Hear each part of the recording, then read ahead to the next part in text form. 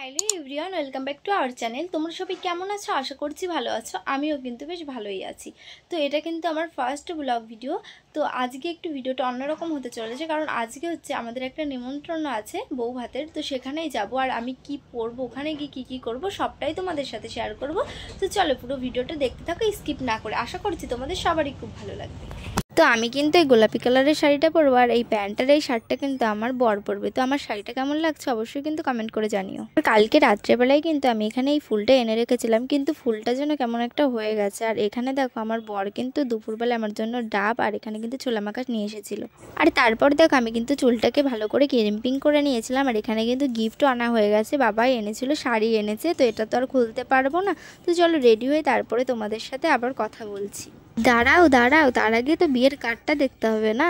তো দেখো বিয়ের কার্ডটা কিন্তু দারুণ ছিল। তো আমার তো খুব ভালো লেগেছে, তোমাদের কেমন লাগলো অবশ্যই কমেন্ট করে জানিও। তো চলো রেডি হয়ে আসি।